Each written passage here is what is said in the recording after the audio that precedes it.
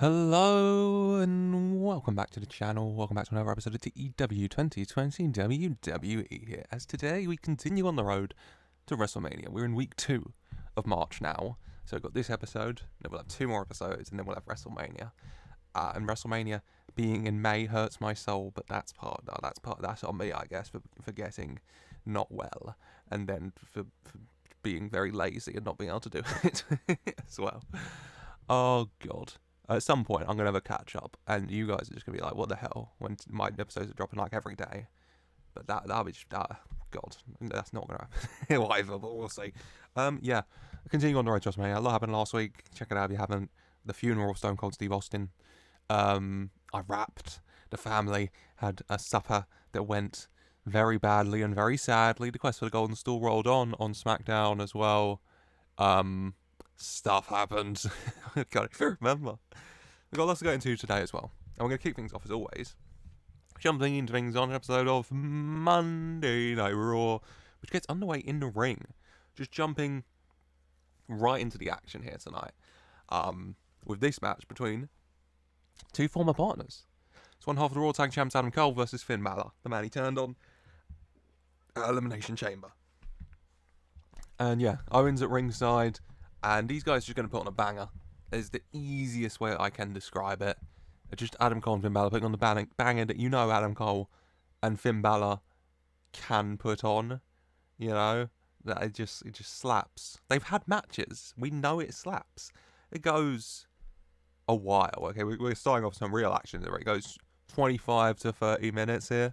But only one man can win in the end. And in the end, your winner here.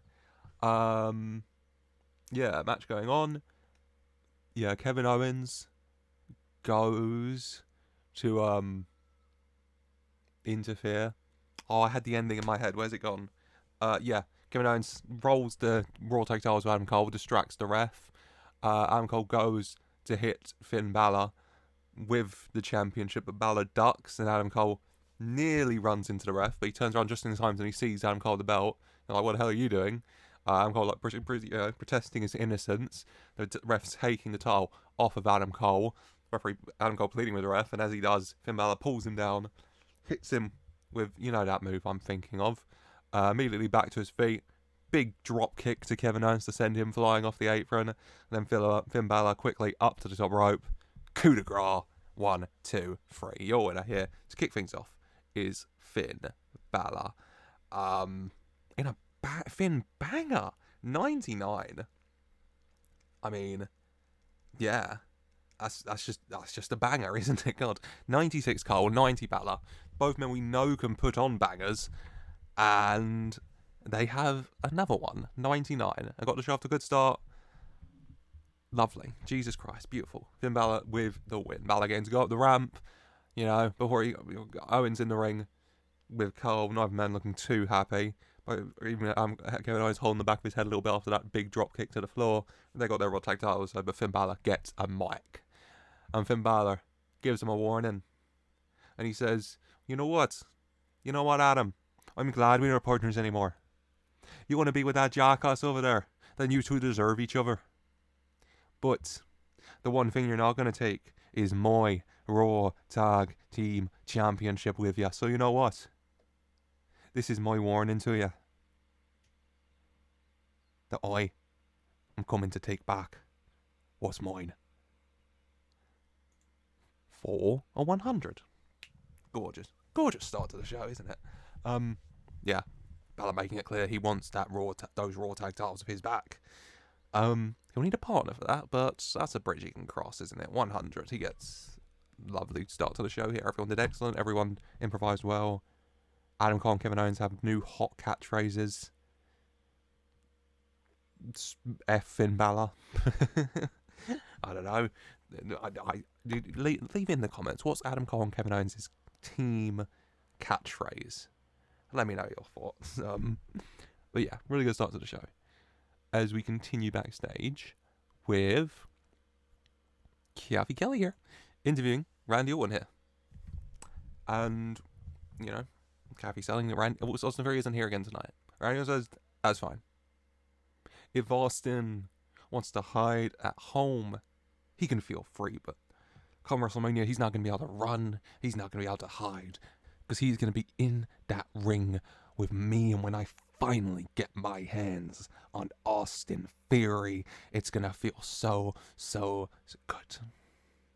So Austin, I hope you're enjoying being back at Mommy's house. But next week, remember, it's our contract signing. And Daddy's going to be waiting for you. 100. Oh, the second I said Mommy's house, my brain just really said, yeah, Randy can say he'll be Austin's daddy. That's what Austin was angling for all those months ago, so go on then. Oh, God, let's continue. With the Raw Women's Dusty Rhodes Tag Team Classic Final. He will book a spot in the Women's Dusty Rhodes Tag Team Classic match next week on one of the shows? I haven't decided yet. But on one of the shows, maybe Raw. Well, I'll probably have one on Raw, one on Smackdown. You know, one's a start, one's about close. But, hey, it's Natalya and Paige versus Damage Control, Bayley, and Dakota Kai. Yeah, both teams going at it, both teams doing well. Good, clean matchup. You know, Damage Control are feeling it. The role model and Dakota Kai. But they're up against the BOAT, one of the best in the world. And Paige is also on the opposing team as well.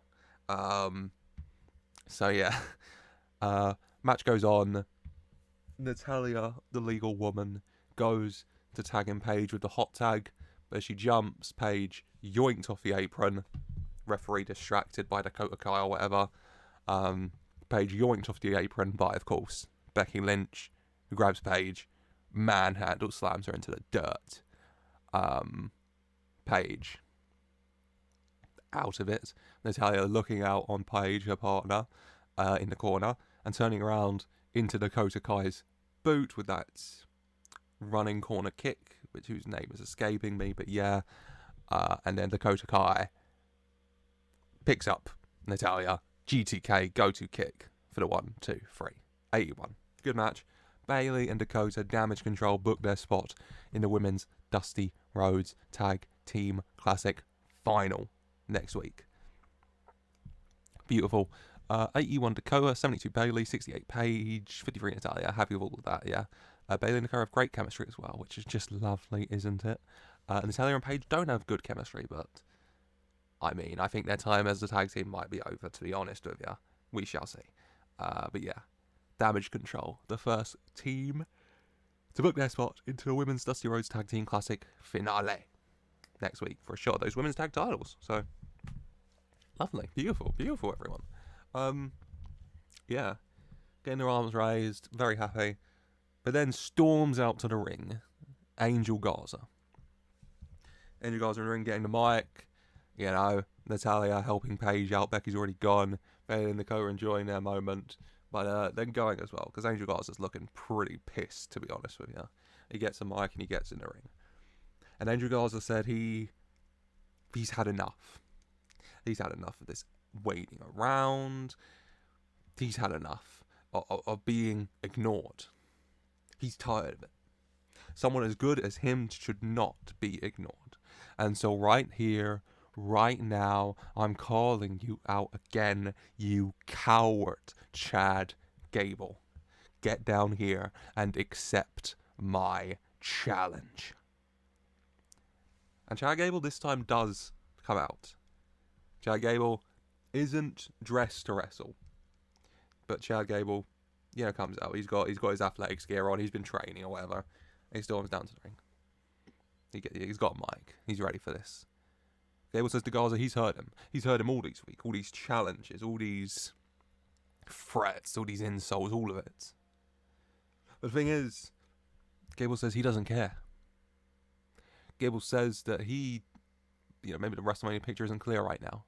Maybe he'll go get that Intercontinental Championship back in the ladder match. Maybe he'll go and win the Andre the Giant Memorial Battle Royale and become NXT North American Champion again. But I will make one thing very clear to everyone right now, but especially to you right now, Angel. And as that at WrestleMania, I will not be facing you. Gable drops the mic, walks out the ring, leaves up the ramp. Garza looks pissed for a 100. Yeah, good segment. Gable finally gives Garza an answer, but it is most definitely not the answer he was looking to from his from his match challenge.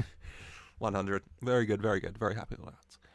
As then we go backstage to Kathy Kelly here, interviewing the sexy, sexy Scotsman, Drew McIntyre.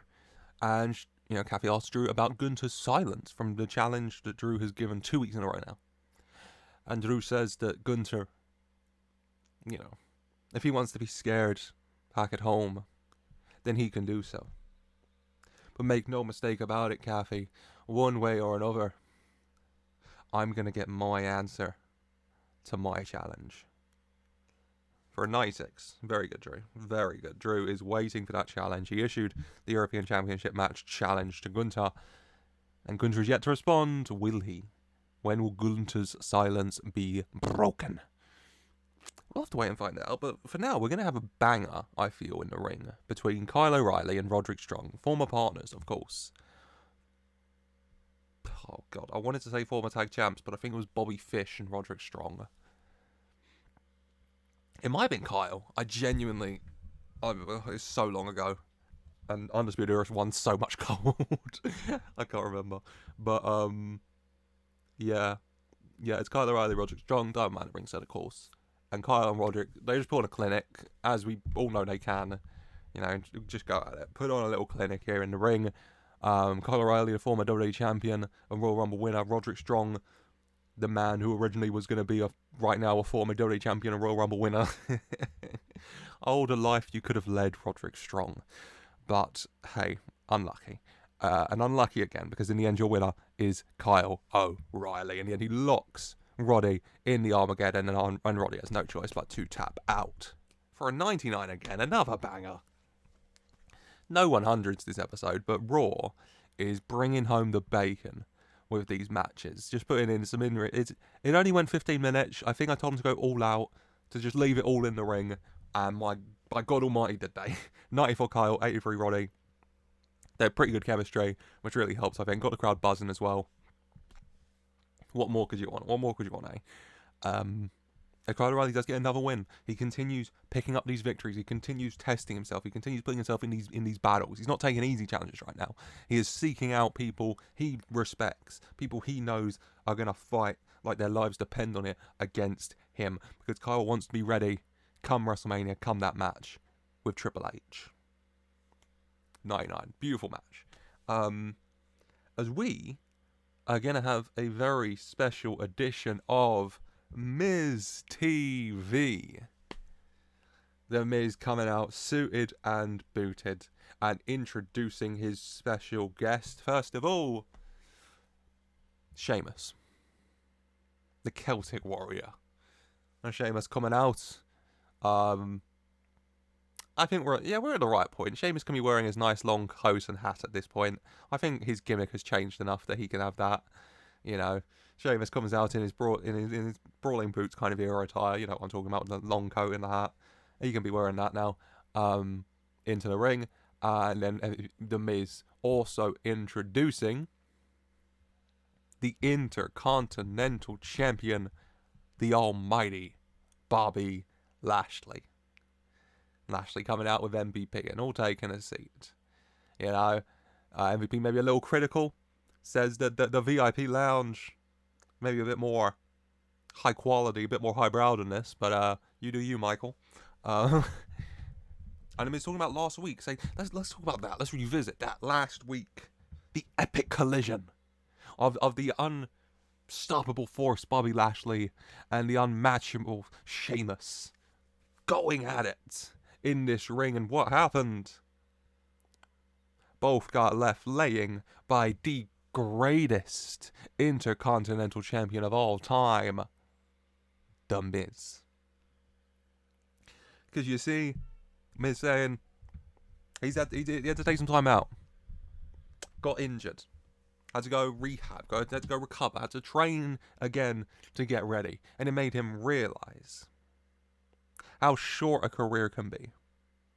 And Miz saying, if he was told he only had 1 year left, 1 year left in this company, in this business, in this profession, he would want to get his hands one more time on a championship he made mean more than anyone had.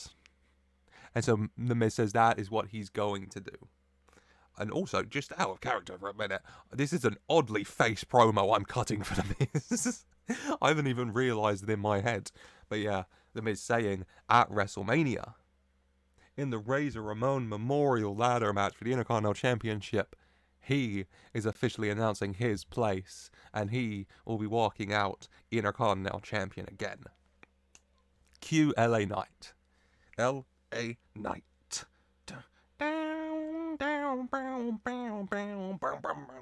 LA Knight coming out. Let me talk to you.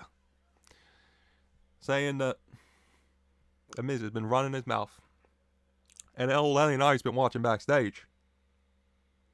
And The Miz was a great Intercontinental Champion all those years ago.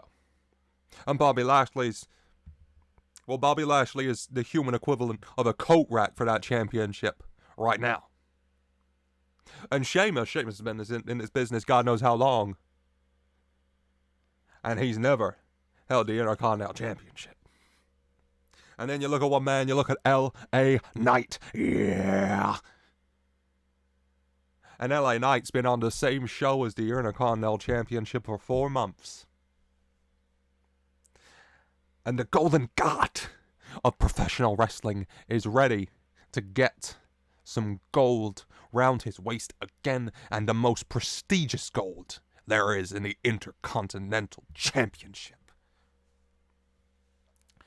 And then I can't do it justice. I just think The Miz and LA Knight would just have a banging little mic battle. Like, they'd trade insults. They'd do jabs and quips. You know, Lashley and Sheamus just kind of standing off to the side, just watching. You know, I'm ready when, you know, things inevitably go south in these type of things. And yeah, Miz kind of getting the final word in, saying that, you know, Bobby Lashley, shamefully bad at wrestling us. LA shite, all of them. None of them will be able to stand toe to toe with the Intercontinental Champion, the greatest of all time, to hold that championship at that. The Miz, because I am The Miz, and I'm... Before he can finish, someone else slides into the ring. Yeah, got a hoodie on, but hood takes the hood off. And it's Dolph Ziggler. And the fans, you know, reacting like, what the hell is Dolph Ziggler doing here? Some cheers. You know, we like Dolph in this household. And he kind of stops in his tracks and says, what the hell are you doing here? And Dolph Ziggler just saying, getting a mic, you know, Sheamus, can I borrow that? Sheamus is like, okay, whatever. And he says, thank you. So apologies, everyone, apologies. I just couldn't let him finish that sentence. And then Dolph super kicks in a Miz, lays him out. And Dolph pauses for a minute, the crowd cheering, and Dolph says, okay, that's better. Now, what else did I come here for? Oh, yeah.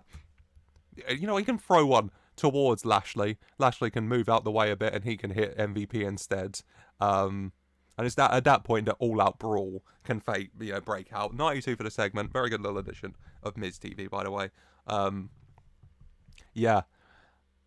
And perhaps another name throwing his name in the hat here for the Intercontinental Championship at WrestleMania. A ladder match needs a lot of people, and I mean, these 5 is a banger. There's not enough for the ladder match yet.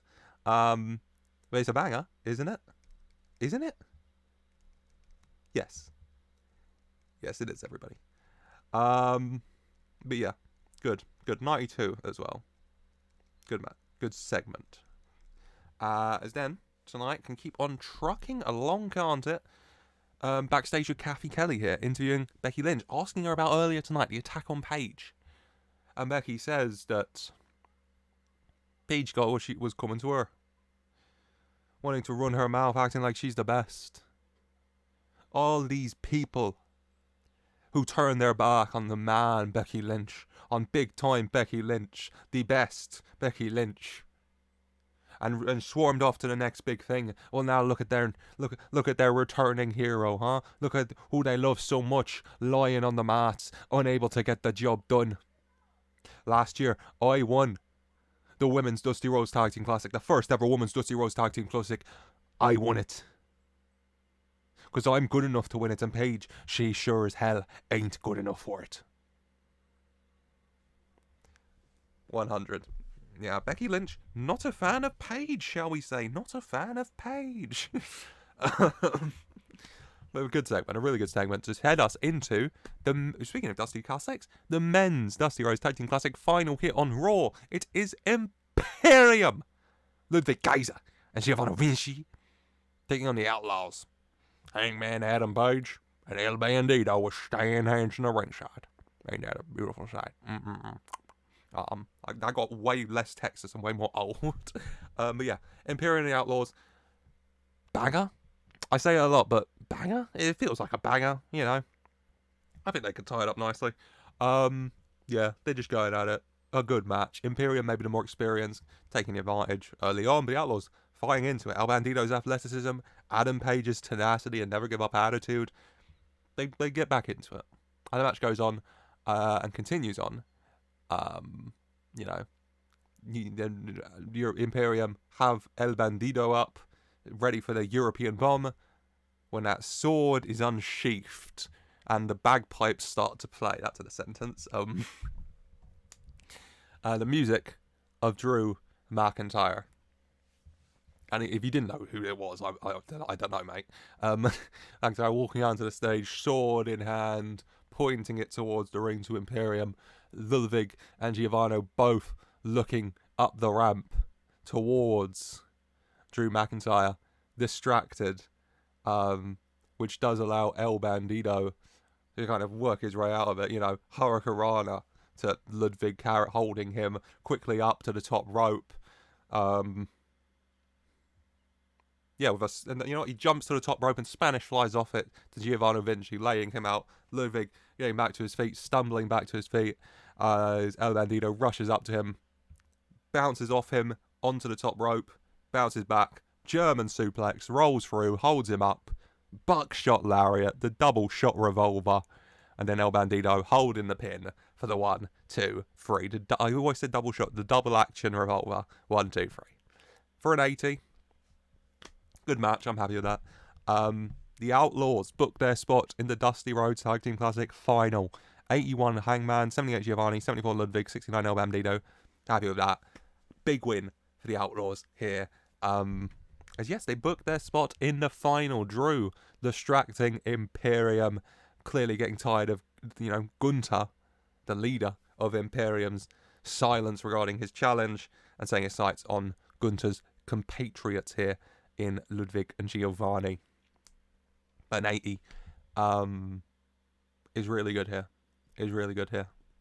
Lovely. 80, good. Outlaws in the final. What more could you want? Let's go backstage, because an expensive and fancy looking limo? Yeah, go on. It has to be like a Hummer limo. It has to be big, because of who it's carrying. Kathy Kelly running up to it as the door opens. No, Kathy Kelly not running up to it yet. She'll run up when the person gets out. Door opens, and out walks Dwayne "The Rock" Johnson. And Dwayne holding the door open and reaching in and helping out Ava Johnson, his daughter, of course.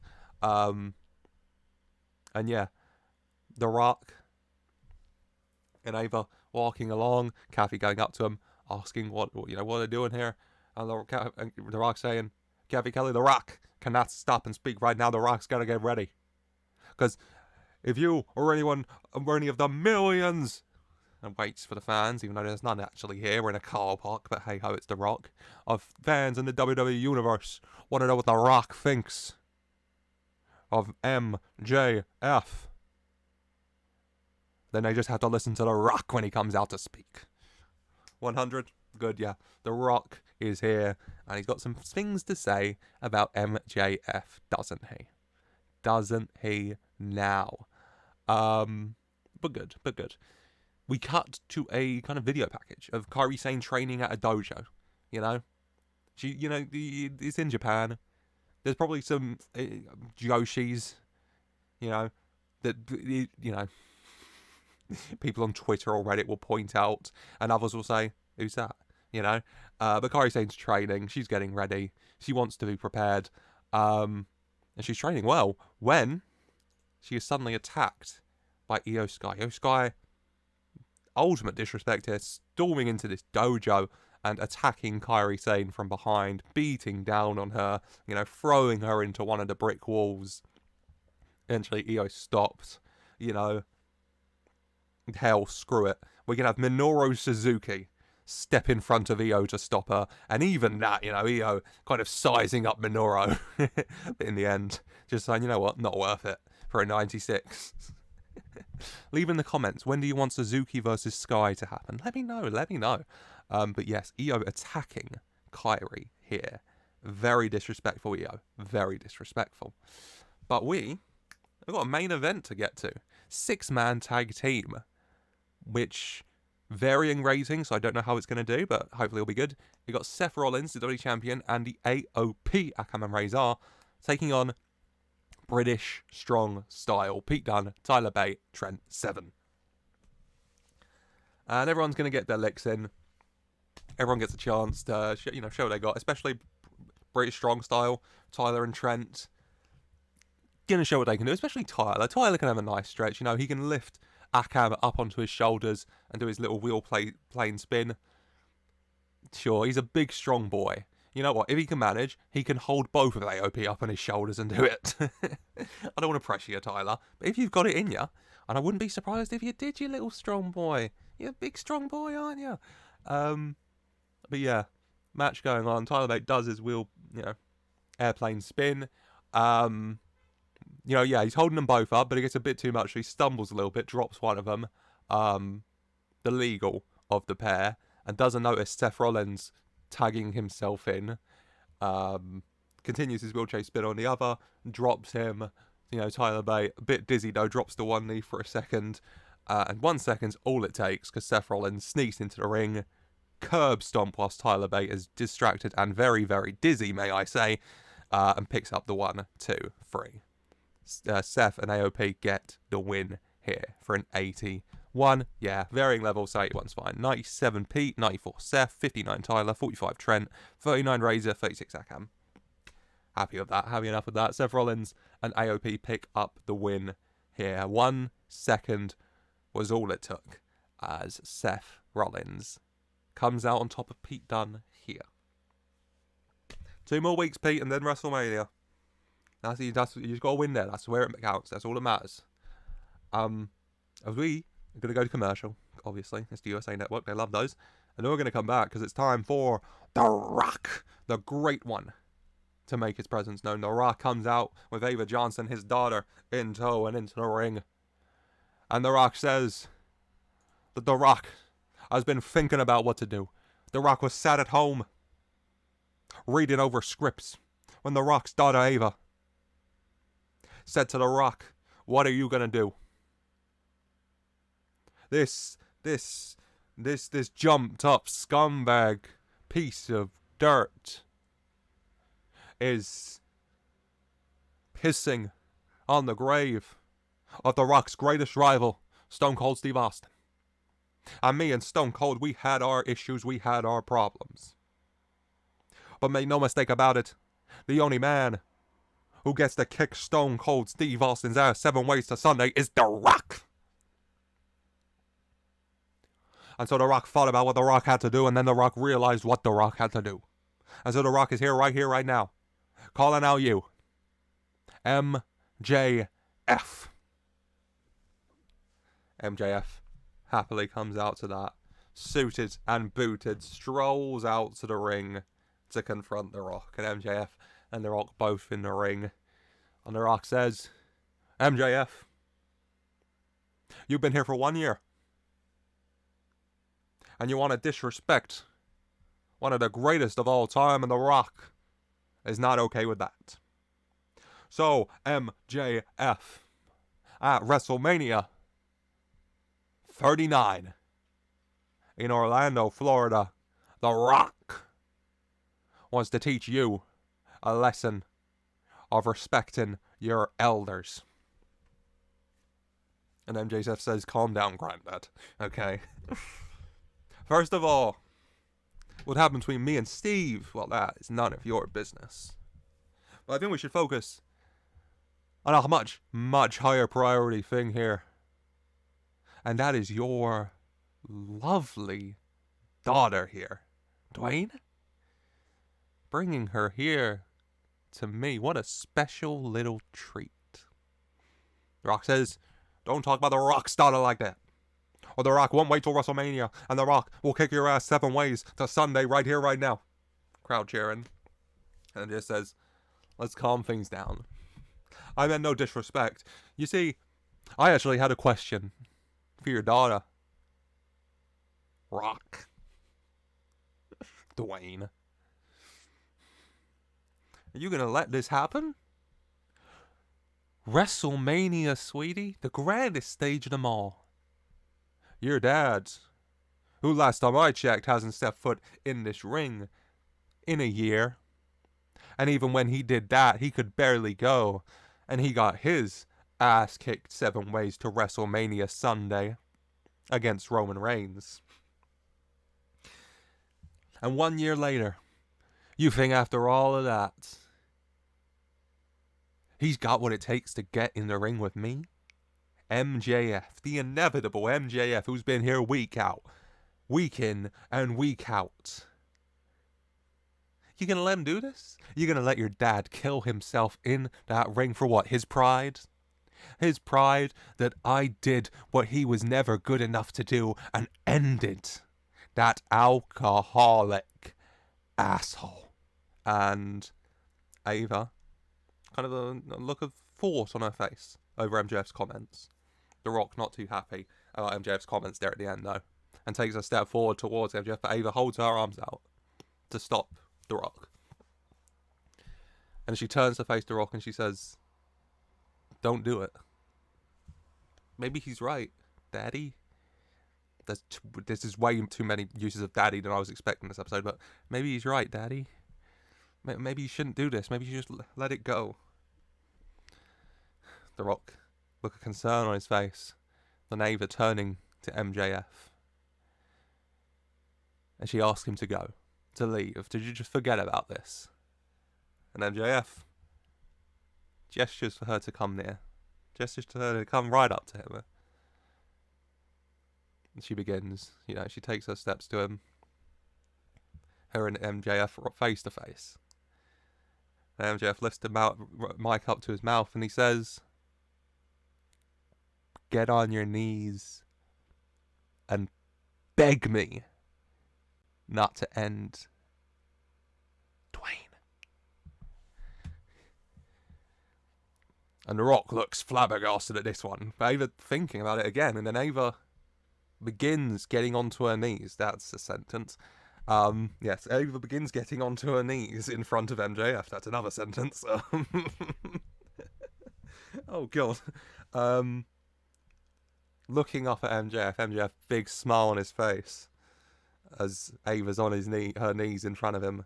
And then MJF looks up at The Rock, that big smug smile on his face at what The Rock is looking at right here and right now. Oh, God. And The Rock clearly had enough of this. Takes a step forward, grabs Ava's arm, starts to drag her back. Turning her around, Ava up to one knee. And then, he's holding onto her left arm. Her right arm's free. And that arm is free to go right through the legs of dear old Daddy Dwayne. Low blow from Ava to The Rock. The Rock, holding his little pebbles here. It's The Rock, isn't it? Holding his abnormally large boulders here. Oh, God. In pain as Ava looks up to him. And MJF continues that smug smile. And then MJF takes one step forward, and then with that big diamond ring on his fist, punches Dwayne in the face drops him to the ground, busted open a bit, even Dwayne out on the floor. And MJF looks down at Ava, reaches his hand down, and lifts and helps her up to her feet. And then MJF takes the diamond ring off his finger, holds Ava's hand, and slides it onto her ring finger. And then leans down, kisses the ring, and then a big kiss for MJF and Ava over The Rock here. The Rock's out of it, he can't see it, but the boos are all there. All the fans can see it as they're booing like their lives depend on it. And then the closing shot of Raw is going to be The Rock on the floor, busted open a little bit, just moving a little bit, but clearly in pain. And over him, MJF and Ava, holding, their hands intertwined. Ava, big diamond ring on her finger, holding their arms in the air over him for a 100. Oh, 10 points to you if you guessed where that was going. Yeah, a lot more daddy this episode than I was expecting. Strange. A good episode of Raw, I think. Might go down a bit because of the main event, but 90. I'm happy with that. We got 2 99-rated matches between people who were in the Undisputed Era. Kyle O'Reilly, Roderick Strong, and Adam Cole. Bobby wasn't on the show because he'd have got a 100 and overshadowed them, of course. But yeah, Damage Control and the Outlaws to the final. MJF and Ava Johnson, The Rock's daughter, turning on her, with MJF here. And a hell of a lot more as things really do heat up on the road to WrestleMania. Raw is very long today, very long episode of Raw. A lot going on, these things happen. But a good episode of Raw. And without further ado, let's jump to another good episode, because after last week, there is a lot to get through on the black and gold, isn't there? So without further ado, it's time for another edition of NXT.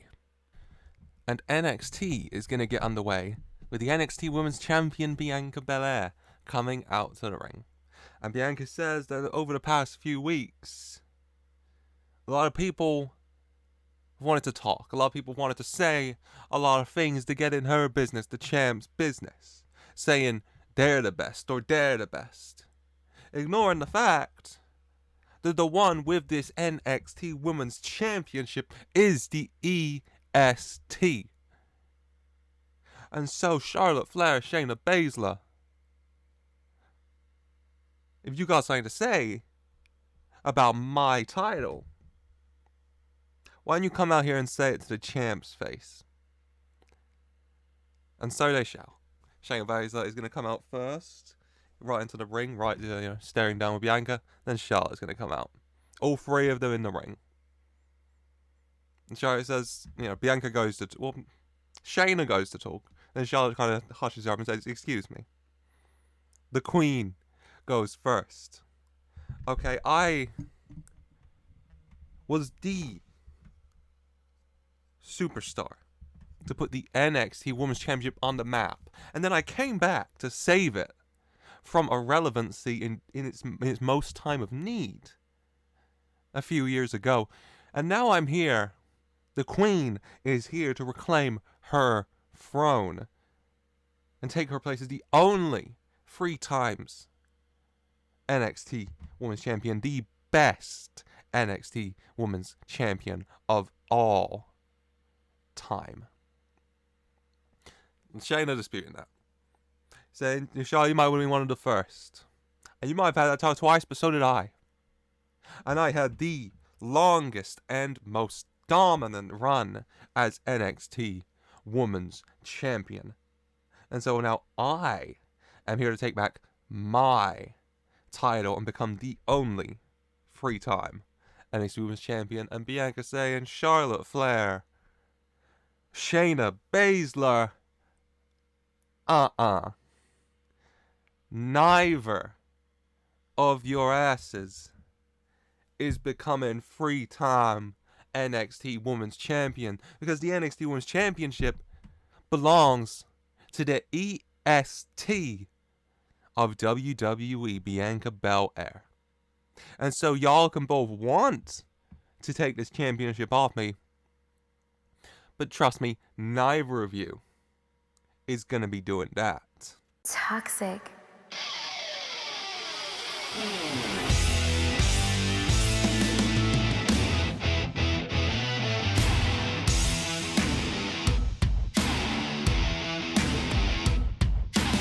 Hit the music of Mandy Rose. And agreeing, saying, "You're right, Bianca. Charlotte, Shayna, neither of them is taking that NXT Women's Championship from you. Because they are the past of NXT. The long forgotten past. Whilst the present and future of NXT and that NXT Women's Championship in particular is the attraction. Mandy Rose. You see, later tonight, Gigi and JC are going to book their ticket to the Dusty Rhodes Tag Team Classic final next week. Then they're going to win that, and they're going to go to WrestleMania, and they're going to win back their Women's Championship. Whilst I, at WrestleMania, Bianca, Charlotte, Shayna, I'm going to take back my NXT Women's Championship, and Toxic Attraction is going to take their place back where they belong, at the top of NXT. 100, Mandy Rose also throwing her hat into the ring. Yeah, a lot of people got their eyes on Bianca's championship right now. So we're going to cut to a little impromptu tag team action. Just a fun little tag match between these four, a combination of them. We got Bianca and Charlotte taking on Shayna and Mandy. So yeah, a couple odd couple tag teams, maybe not so much trying to work together, but trying to get their own licks in and, show what they're capable of and why they deserve to be NXT Women's Champion in the case of the challengers, or why they are the EST and the current and future NXT Women's Champion Bianca Belair. In the end, only one can win, though. One team, that is. And only one of these women can get the pin. And in the end, it's a little bit of arguing miscommunication. Bianca has Shayna up on her shoulders for the KOD, where Charlotte tags herself in. She's a tall lady. Reaches out, stretches across, tags herself in. Charlotte into the ring telling Bianca to get out. Bianca dropping Shayna. Her and Charlotte arguing. Bianca in the end getting out. And then Charlotte turning around, but at this point Shayna's gone across the ring. Mandy Rose has tagged herself into the ring. Charlotte turns, and Mandy immediately hits her with the Bed of Roses? The Kiss the Rose? That knee she does. Mandy immediately hits Charlotte with that, and gets the win here. The Kiss the Rose, whatever it's called.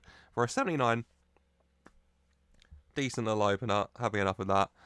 Mandy and Shayna get the win. 80 Bianca, 79 Mandy, 79 Charlotte, 70 Shayna. All doing okay. Everyone's pretty much around the same level. Charlotte, Bianca, and Mandy especially here. But yeah, Mandy and Shayna get the win. Mandy bringing herself into this little title scene and immediately picking up a pinfall over Charlotte Flair here. It's kind of maybe a stamp of proof, of concept that, hey, I mean it when I say it. I'm getting my title back. Good. Nice little opener. Let's go backstage to Lexi Nair interviewing WWE legend, wrestling legend, Rey Mysterio. He's talking about Legado. Rey returned last week, made the save, and Legado were attacking Trey Miguel. And Rey says, you can't believe what happened. He couldn't believe it. Back all that time ago, when his son, Dominic, turned on him. He could have never imagined his flesh and blood doing that. I want to say it was at Halloween Havoc. It was the October pay-per-view. Yeah. Rey saying he knows that Dominic was seduced by Legado and their promises of fame and fortune, and maybe he's got what he wanted. He's Cruiserweight champion, but Rey says that what Dominic's turned into, that's not the son he knew. But Rey can't think of family for too long because he's interrupted by Roderick Strong of the Diamond Mine. And Roderick Strong saying to Rey that don't think you can just waltz back in here and assert yourself into the picture and cut in line. Because I'm the one being that pipsqueak of a son of yours and getting that championship. And even after everything Dom's done, he's still Rey's son. And no one's going to insult Rey's son but Rey here, okay? Rey not too happy with Roddy's comments. Again, he shows faces a little bit, and we agree we'll settle this in the ring. Rey Mysterio, Roderick Strong later tonight. Good match. Fingers crossed it should be. 88, good. Good segment at the very least.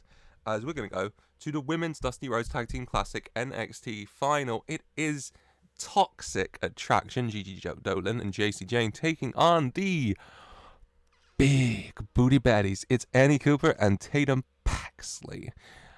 With good old Trick Williams at ringside. Yeah, ever the supportive partner. Mandy Rose just stayed at ringside, and she's also going to be here at ringside for Gigi and JC. She's in a good mood. She got the pin earlier. She's shown that she's getting her NXT Women's Championship back. She's vibing with it, and now she's here at ringside for her girls, Gigi and JC. And yeah, the match going to go on. And the Toxic Attraction, cheating a little bit. Trick Williams not too happy with that. Trick Williams maybe getting a little bit distracted though. Mandy Rose, Gigi Dolan. We got a lot of big booties at play here, ladies and gentlemen. And yeah, Tricky a little bit distracted by the view of Gigi Dolan from behind. Mandy Rose pulling Trick off the apron. Trick going down hard. Not like that. God. Getting hurt a little bit. Which maybe provides a little bit of a distraction. Because in the end, Toxic Attraction do pick up the win. JC Jane hitting Tatum Paxley with that discus big boot. As Toxic Attraction book their ticket to the Women's Dusty Rhodes Tag Team Classic Final next week. It's Bayley and Dakota versus Toxic Attraction versus one more team. Who's it going to be? 60 though. It's good. 60 Gigi, 57 JC, 47 Annie, 33 Tatum. Happy with that. Good match. Tricky did some good work at ringside. What more could you want? He does his best work when he's surrounded by big booties. Don't we all? 60. Good match. Yeah. We've had a lot of wrestling, and now I can only describe it as it's time for me to get my Emmy Award. Because, ladies and gentlemen, it's a sad occasion. I hope we're all wearing the proper black tie. Because it is time for the funeral. God, there's a lot of funerals going on, I've realised recently. This is a sad one, though. The funeral of little Joshie. And we're going to go to a church. Catholic. The whole family's there. All of them. Santino's family. Tony's family. Jericho's here. Everyone's here. And I don't know, the priest, I want to say. The priest is at the front. And he says, now, Mr. D'Angelo is going to say a few words. He's also Italian. And Tony goes to the front. He stands behind the pew. The pew? The altar? He stands there, looking at the crowds, looking at the mic, unsure of what to say. He starts, but he just kind of comes out like, words not coming out. He turns. He looks. He looks at that wooden box with that picture of little Joshie's smiling face over it. The flowers spelling out little Joshie on top. And Tony just seems to get a bit emotional. And he says, I'm sorry, and he walks away. He walks up the aisle, he heads outside. He heads to the outside to the fresh air of it all. He's just out there by himself, emotional. It's an emotional time. Ariana comes out to see how he's doing, to check on him. Tony, not in the mood for talking, but Ariana trying to get through to him, Tony, talk to me. Talk to me, please, Tony. I can't do it, Ariana. Do what, Tony, huh? Do what, huh? The speech? Oh, Ariana, not the speech, anything. Any of it. I can't do any of it, Ariana. I wasn't there when he needed me. When he needed me most, I wasn't there. I couldn't protect him. I couldn't save him. Now he's gone, Ariana, and it's my fault. He's gone and it's my fault. It's not your fault, Tony. It's not your fault, but it is, Ariana. I'm the Don. At least I'm supposed to be. Head of the family. I'm meant to protect everyone. To look out for everyone. I couldn't do it. to be me out there. It's meant to be me in that box heading in the ground. Not him, Ariana. Not him. Tony, no. No, he wouldn't want that, Tony. He protected you. He cared about you. And I love him, Ariana. And I never told him that. I couldn't protect him. I couldn't save him. And that was too much of a putz, of an asshole, to make sure he knew how I felt. And now he's in there. And now he's died. And now he's gone. Not knowing the love I feel in my heart for him. And now what, huh? Now what? I just carry on? I grow old? Whilst Joshua? Little Joshy? Our boy? My boy?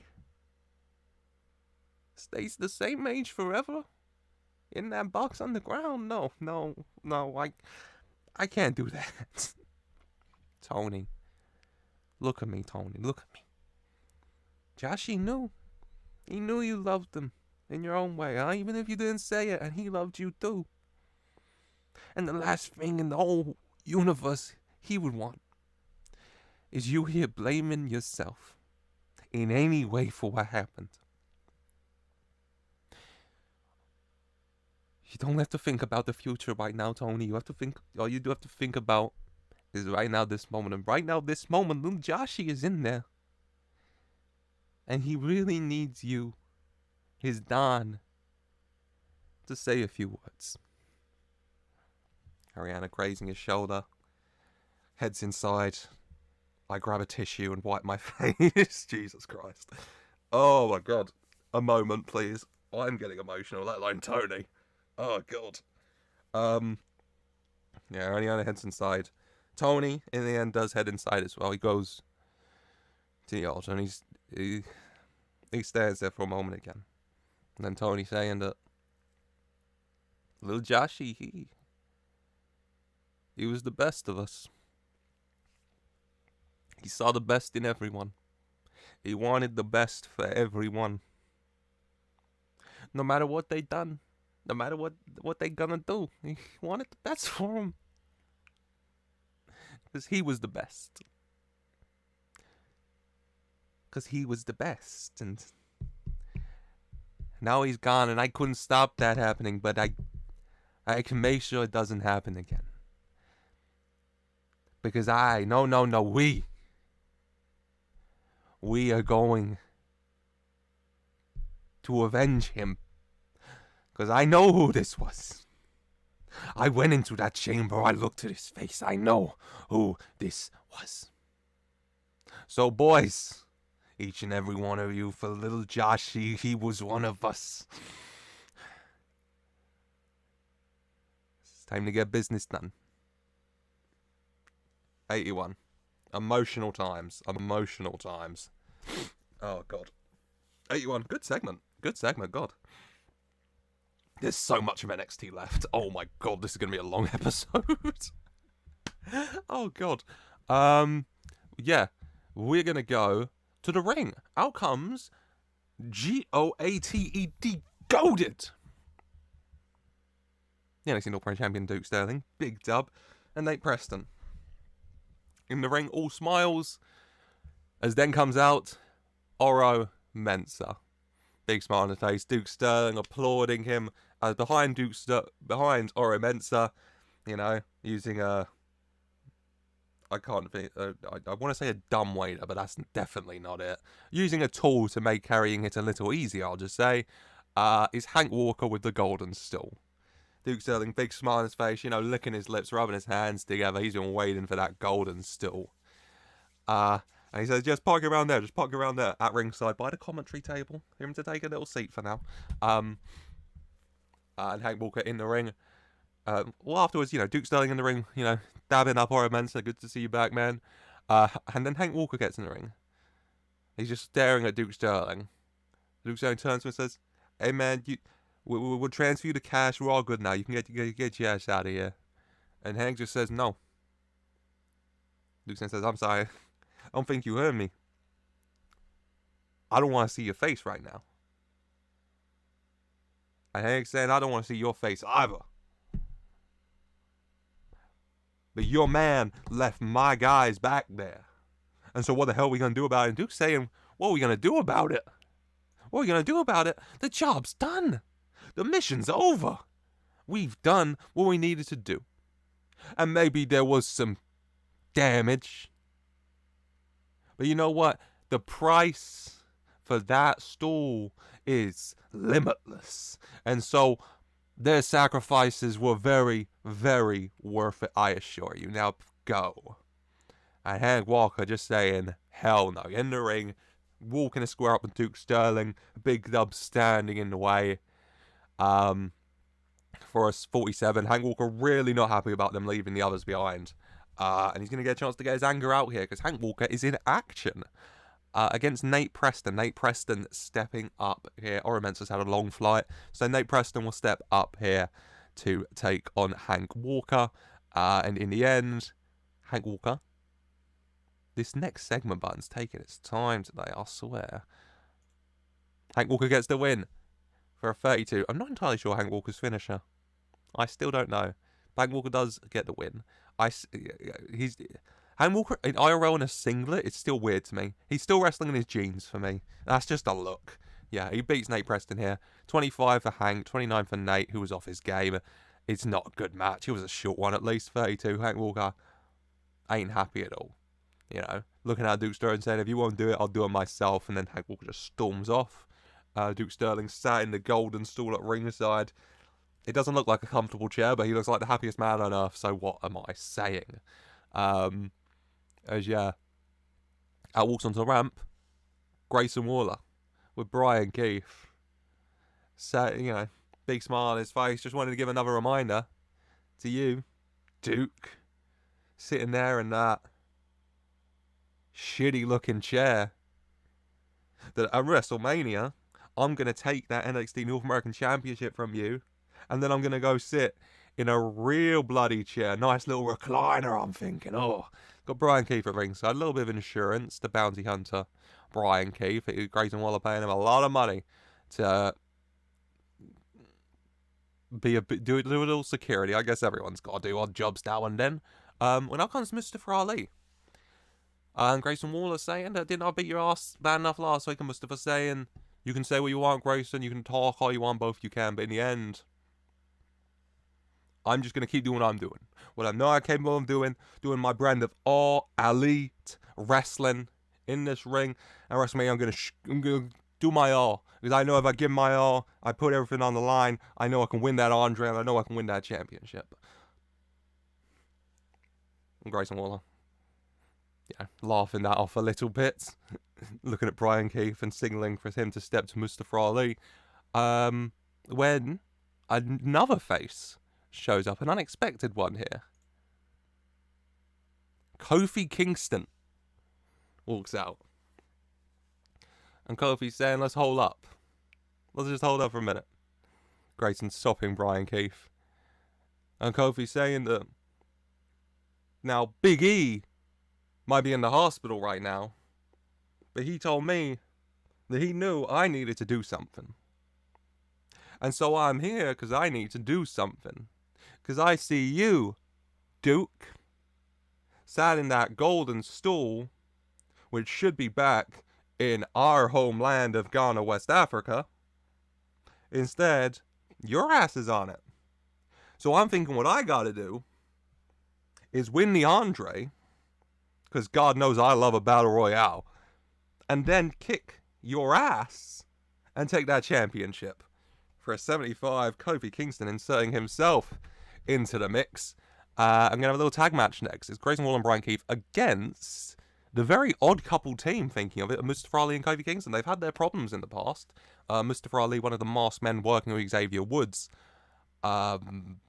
lost December 2023. 2021 is so long ago at this point. Attacking Kofi and Big E, but teaming up here, you know, that was a long time ago. That the past is the past, right? 75 for these two at least.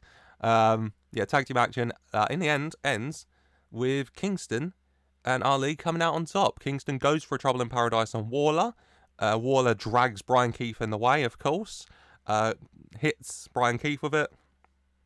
Ali, out of nowhere, flies in to tackle Grayson Waller and take him out.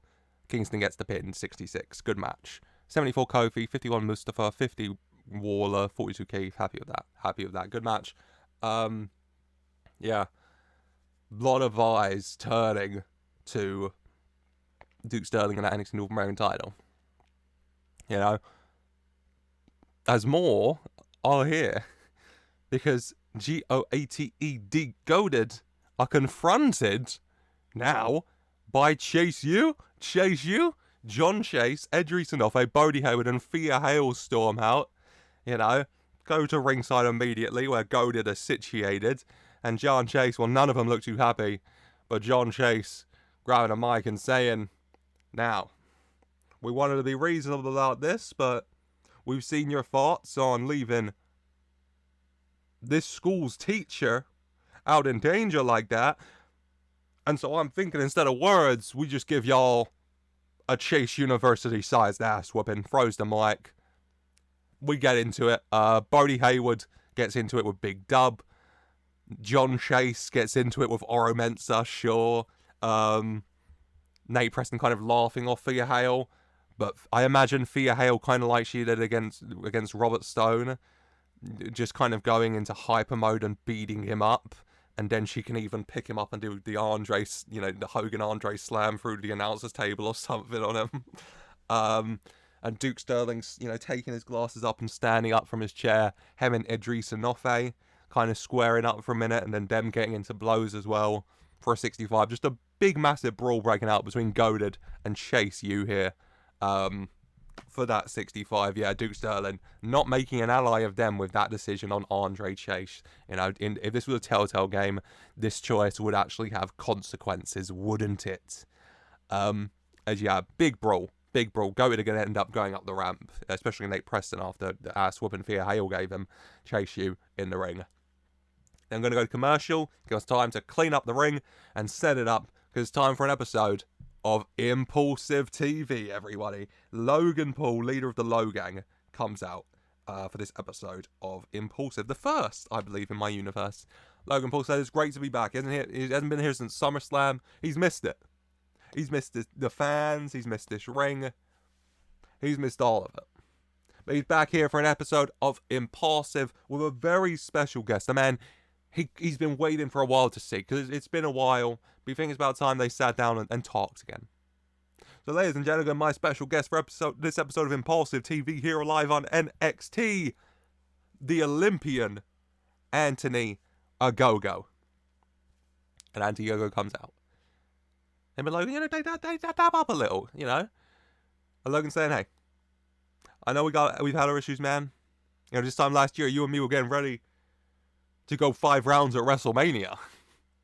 And then at SummerSlam, you and me did some rounds again. But you know what? I gotta say, I respect you.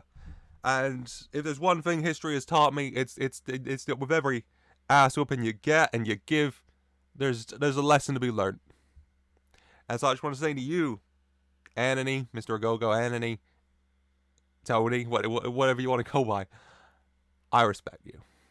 You know, cheers, Logan extending a fist bump, and Ogogo bumping him, saying, you know what, we've had our issues, we've had our problems, but we settled in the ring like men. What more could you want? Comes out kind of flabbergasted, a bit blazed about, a bit just, you know, off. Mr. Maverick Corbin slides in the ring.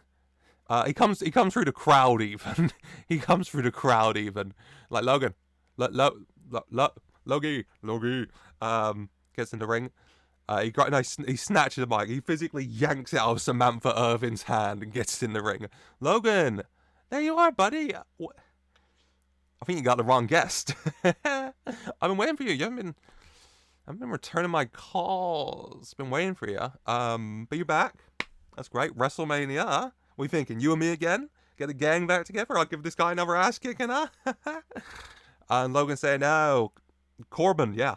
Forgot about it. Yeah, you. No, I'm not feeling it right now, honestly. You know, just thinking, just, you know, shoot a breeze here, my man Anthony. And then, why don't you head backstage? And, you know, maybe we can share a pizza slice or something later.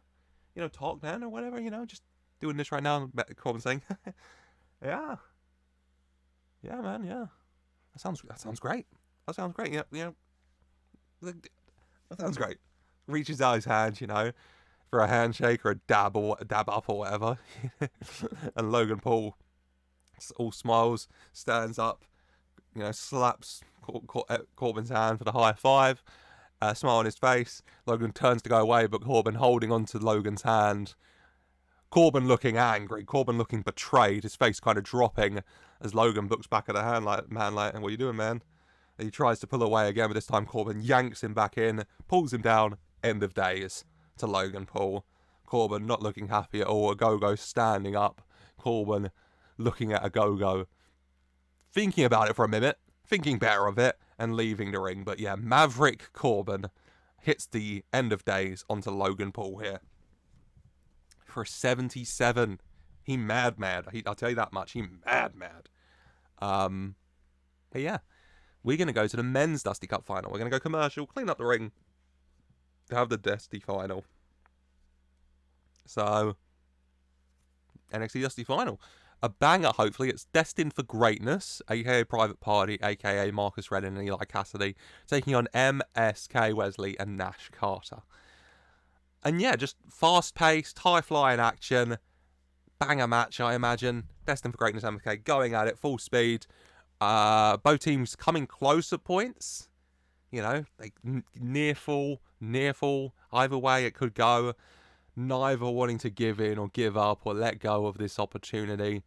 And in the end, both teams are in the ring on both of their members, and they're just kind of slogging it out against each other in the middle of the ring. You know, it could go either way. When out of nowhere comes in Legado. Dominic, Humberto, and Santos. Out of nowhere, they all slide in from different outsides of the ring with steel chairs and just go to town on them. Go to town on all four members in the ring of Destined for Greatness and MSK. No choice but to ring the bell here. The referee for the not double count, disqualification, no contest, the double DQ, whatever you want to call it. 78 for the match is very good actually. 80 Eli Cassidy, 70 for Redden, 70 for the car, 65 Wesley. Got the crowd buzzing. Happy with all of that. Yeah, a draw here. So gonna have to figure that one out. But yeah, Legado with the big attack, which they continue after the match. Legado continue the beatdown on Destined for Greatness and MSK. When rushes out, of course, to make the save, Rey Mysterio. And once again, Rey Mysterio immediately into the ring. Drop kick onto Humberto. He drop kicks the steel chair he's holding into his face. Humberto down. Santos goes to hit Rey. He trips him up. 619. And then Rey turns around the apron and looks, and it's Dominic Mysterio with a steel chair in hand. And Rey and Dom just kind of staring at each other for a moment. And Dom saying, "Come on, old man," smashing against the floor and telling him to get in here. And yeah, both kind of just staring for a minute. When Wesley can get to his feet. And he can hit a big drop kick to Dom from behind. Very clearly not happy about those chair shots to take Dom down, and he rolls out the ring for an 85. Rey and Dom not coming to blows quite yet. We'll get there, maybe. But yeah, double DQ there, but Rey makes the big save. As we're going to go to an airport, Hank Walker is approaching a plane. You know, Danger Zone, Charlie Ryland, sitting there, reading his Animorph comic, having a nice time. Hank Walker telling him, "We got to go back." And Danger Zone just looks at him and said, "You got the money for the flight?" And Hank saying, "No." Danger Zone like, "Can I fly the plane?" And Hank like, "Yeah." And Danger Zone, you know, slams the comic shut and says, "All right, I'm good, let's go." Danger Zone onto the plane. Hank starts to climb onto the plane. Wait. Hank stop, he turns around. Who's there? It's, of course, Chase U, John Chase, Bodhi Hayward, Thea Hail, Edris, and Nofe. And they say, if you're going back there to save Mr. Chase, we're coming with you for a 60. So yes, in this episode of The Quest for the Golden Stool, what would I title this one? I didn't title it. The Quest for the Golden Stool, reinforcements. There you go. As yes, Hank Walker is going back to get his to get his guys back, his squad. And Chase U are coming with him because their teacher and their classmate are there, and we're gonna save them for that 60, aren't we? Beautiful. Let's go to William Regal's office. Who's there? It's Montez Ford. And he says, Mr. Regal, I want Swerve at WrestleMania. I want him for that NXT Championship. He wants to go, he wants to run his mouth. I want to do it. And Regal's saying, all right then, sunshine, let's calm down. Here's what we'll do. You and me, we'll go out to the ring. I'll invite Swerve down, and if he wants this match at WrestleMania, we can sign the contract right then and there. For a 100. Lovely. And they will be going out after the main event, which is Rey Mysterio, Roderick Strong, of course, going at it. And yeah, Rey and Roddy just go at it, busting it down, Jesus Christ. Going at it. A little bit slower, a bit more technical. In the end, though, you know, one man can win. Roddy lifts him up for the backbreaker, but Rey reverses it. Hurricanrana, 619, Frog Splash, 1, 2, 3. 88, banger match, by the way. 71 Rey, 88 Roddy, really happy with that. Rey Mysterio gets the win in this absolute banger main event between the pair, between the R's. Rey comes out on top over Roddy. Roderick Strong's really good, isn't he? 88, he's on really good form. You know, really happy with him, doing a good job. Rey gets the win. Let's clear out. Let's get the boys out. William Regal, Montez Ford. William Regal invites Swerve to come down to the ring. Mr. Swerve Scott. And Swerve comes out. Hit row. Walk out onto the ramp with him. Then Swerve, you know, Montez Ford is saying, oh, you need your boys with you, don't you? You need your boys with you. And Swerve kind of laughing about it. He turns to Top Dollar Shanky and B-Fab and tells them to go back. And they do. And Swerve comes down to the ring on his own. And he says, Tez, I hear you've been talking your mouth about me, huh? You went to the teacher about it, huh? Montez saying that, Swerve, you want to run your mouth, you want to say things, back it up. And put that toe on the line at WrestleMania. And Swerve saying, you know what? Tez, you want to go, you want to give me the opportunity to shut your mouth and embarrass you at WrestleMania in front of everyone. I will gladly take it. For a 99, William Regal holding the blank contract, writing it up, and then holding it out saying, you know, just need your signature here. Tez happily signing his name on the contract, and he's turning to Swerve, big grin on his face, takes the contract, looks over it for a second, and then signs his name in as well, you know. Hands it to Regal. Yeah.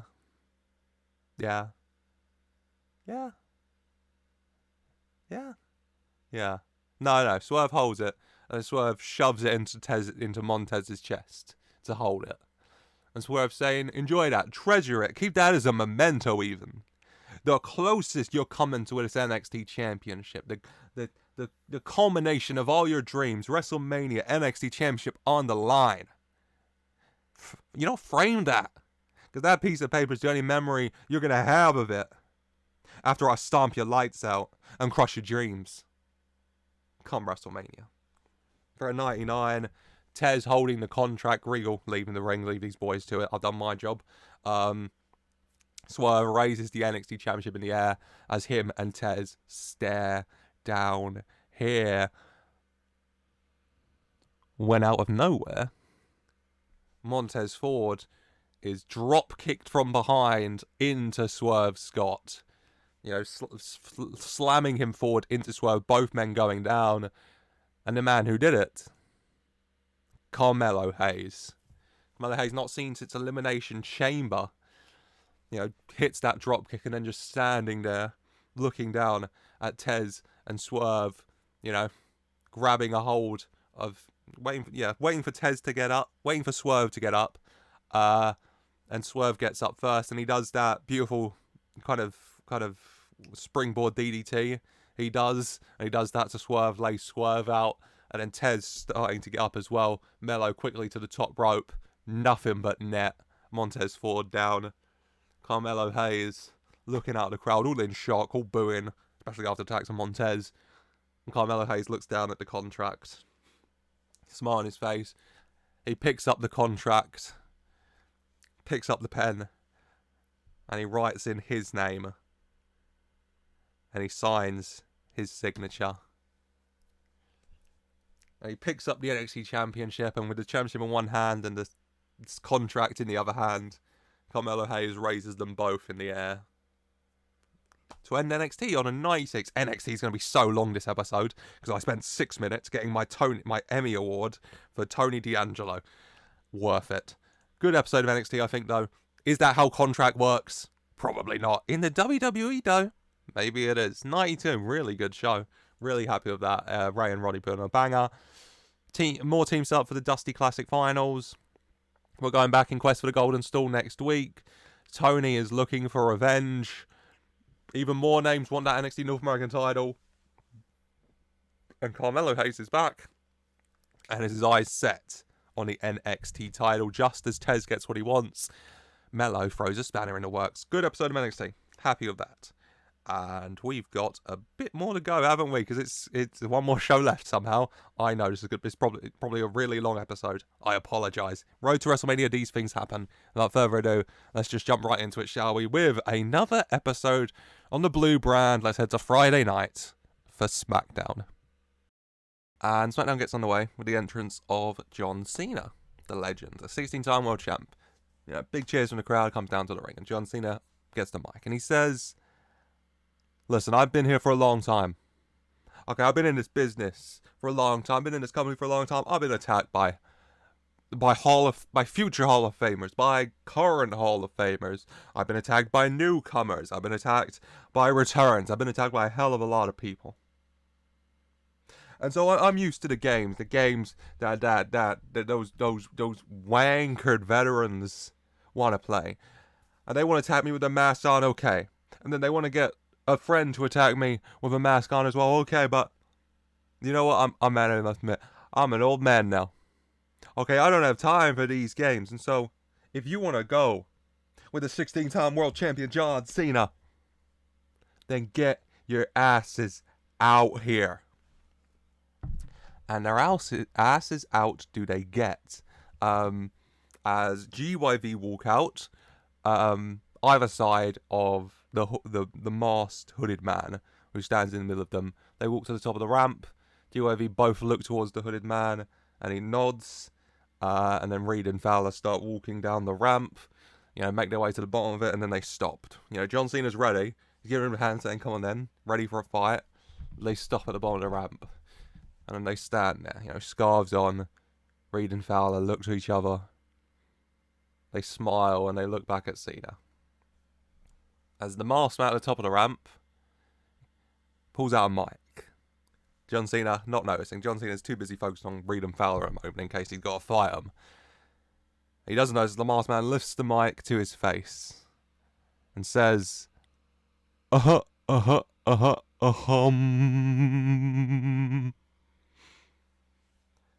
pulls down his hood, takes off his mask singular, and it's Aiden English. Mic in hand at the top of the ramp. John Cena looking up now, surprised.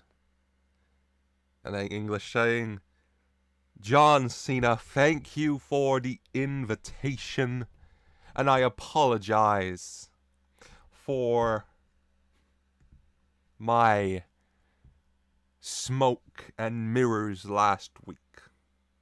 But last week was not the day, John Cena, but today. Today is the day you invite us to the ring. Today is the day that you ask for a fight. And what a glorious day to do that, John. Because do you know what day it is today?" Crowd starting to pop. Aiden English holding the mic in the air.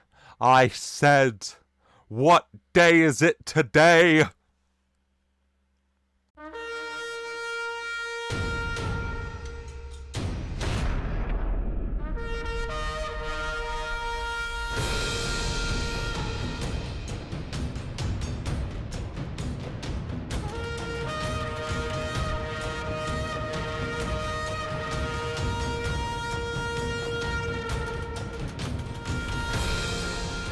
And yes, the trumpets blare, the drums bang, and eventually out walks that man, Rusev.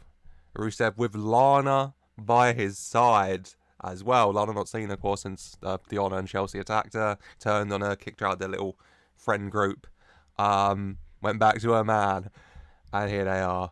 Rusev walks down, stands beside Aiden English, crowd going wild. You know, Rusev's here, John Cena's looking shocked. As Jagger Reed and Rip Fowler look up the ramp towards Rusev, smiles on their face. English looks towards him, Lana looks towards him, and then Rusev nods. As Reed and Fowler smile, big smiles, look at each other, turn to John, and then slide into the ring, and Reed and Fowler go for Cena. You know, Cena ducking underneath Fowler's hit and giving it into Jagger Reed, turns, giving it into Rip Fowler. Jagger Reed goes for a clothesline, but John Cena picks him up onto his shoulders in the fireman's carry. You know, Rip Fowler goes to hit him, but John Cena turning, hits Rip Fowler with Jagger Reed's legs. You know, Rip Fowler going down as John Cena, Jagger Reed on his shoulders, turns around straight into a Machka kick from Rusev, laying him out. You know, GYV back to their feet, English and Lana standing on the apron as Rusev tells them to get him up.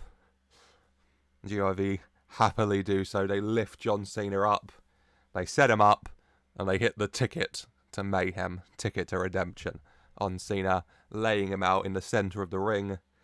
And then they each grab an arm of Cena and lift him up slightly as Rusev takes his place, sits down, and locks in the accolade on Cena. English and Lana getting into the ring.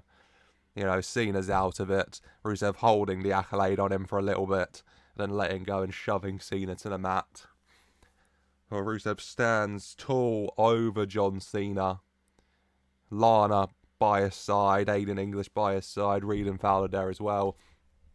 And Rusev just looking down at Cena, Lana smiling, as English, Reed and Fowler all place their right hands to their hearts and hold their left hands in the air and utter those magic words, "He will be redeemed." For a 100. Banger start to the show here, yes. The return of a Mr. Rusev, who's been killing it in this save game, honestly. He's been putting on like 90 rated he's getting in like 90 in-ring performances over in AEW as the AEW World Champ. He was killing it. In return, he has though. Let me know what you think of the background. I like the clouds. I don't know how I feel about the writing, but let me know what you think. But yeah, the redeemed are here. They take out John Cena. Lovely. Let's get to the wrestling. We'll cut to the commercial. We'll come back for this one. Ronda Rousey coming to ringside to watch as it's Rhea Ripley taking on Ilja James. Is it? Yeah. No, I'm there with Ilja James. A little kiss before the match. And yeah, Rhea Ripley on top. Ilja James getting some licks in, showing what she can do. She's got some wins in the past week since her debut with her Supernova lover. But Rhea Ripley is a lot. And there's no shame in getting riptide. Actually, it's preferable for from a lot of the tweets I see on Twitter. 80 for the match is good. 83 Rhea, 50 Ilja. Very happy with that. No, did good work at ringside. That's nice. Ilja James defeated, but it's the Rhea Ripley. So yeah, no shame in that once again. Rhea Ripley coming out on top for the 80. And yeah, after the match, Namdar helping Ilja out and up the ramp. His lover checking on her. Ripley. Ronda in the ring, Ripley and Ronda staring down, Ripley sliding out, but the two just keeping eye contact with each other. Just beef they've got over who should be fighting for that Women's Universal title at WrestleMania. And Ronda doesn't notice as Ilja rushes down the ramp, gets in the ring, and hits Ronda from behind. Ilja not backing down. Ilja's fired up. You know, she wants revenge for her bestie, Liv Morgan. Ilja is fired up and ready to go, not waiting for a bell to get going with Ronda here for their match, which gets a 100. Not the match. Can you imagine? Jesus, Ilja would have to carry for that. No, the segment. Oh, God. As then, yeah, Ronda Rousey versus Ilja. And that's kind of story of the match. You know, Ronda maybe underestimating Ilja. And Ilja's fired up. Ilja's ready to go. Ilja's dishing it out as much as she can. But in the end, Ronda Rousey just too much for her and gets the win. With the armbar,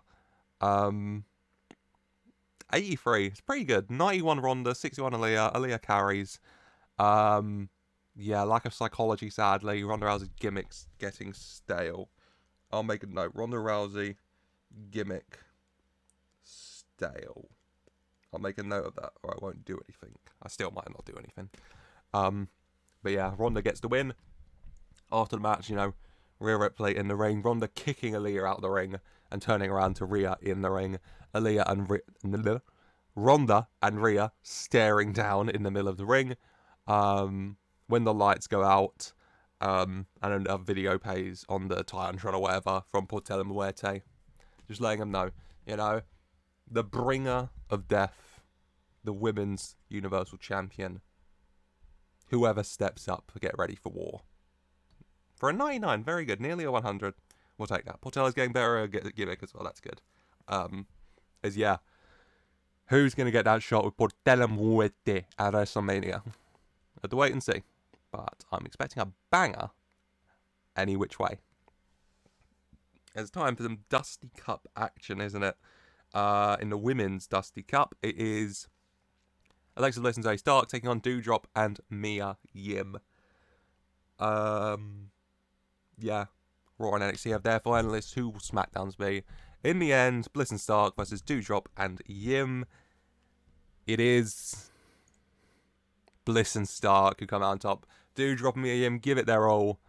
You know, trying their darndest to get to back-to-back Dusty Rhodes Tag Team Classic finals, but come up short. As Bliss and Stark book their tickets for a 76. Good match. 75 Bliss, 61 Stark, 59 Doudrop, 53 Yim. Happy with that. 76 is very good for this match, honestly. As yes, the women's Dusty Rhodes Tag Team Classic final next week. I think I'm going to do them both on SmackDown. I haven't decided yet. We'll see. Maybe, maybe not. Either way, it's going to be Damage Control, Bayley and Dakota Kai from Raw versus Toxic Attraction, Gigi and JC from NXT versus Alexa Bliss and Zoe Stark. The winner wins the Dusty Cup and earns a shot at the women's tag titles at WrestleMania. So all to play for. All to play for. Hopefully it'll be a good match. Fingers crossed. But we're going to go to a video package. And we're in a dense, we're on the edges of a dense forest. As a big, what would he ride? What would he ride? Oh. I know he's a dog and all. So he might just, all hands on feet go there. Oh God, does he drive a big truck or a motorbike? Let me know in the comments down below. It's Braun Breaker. The US champ arrives. No, he's on a big truck for what's necessary here. At the edge of a big forest. Yeah. And Braun Breaker gets out the truck. US style on the passenger seat or whatever. It goes round to the back of the truck. Opens it up, pulls something out. Hooks over his shoulders. It's a giant deer's carcass. Okay? It's a very much dead deer. As Braun walks around and, he just kind of slams it down on the foot of kind of a trail heading into the forest, You can see like tire marks heading in there or whatever. And he just kind of slams it down. And Braun Breaker taking a second and, looking up and shouting, that one's for you. That's a message. I don't know what to say here. He might not say anything. He might just bark. He's a dog, so does he piss to mark his territory? No, he doesn't. No, he doesn't. Either way, he slams the deer carcass down. He gets back in his truck and he drives off. And as he drives off, the sign is revealed. Lesnar Ranch or whatever. You know, wherever a Brock Lesnar lives in the middle of the wilderness here in Minnesota, you know, for a 100, really good segment from Braun. He's developed a lot since his debut in June.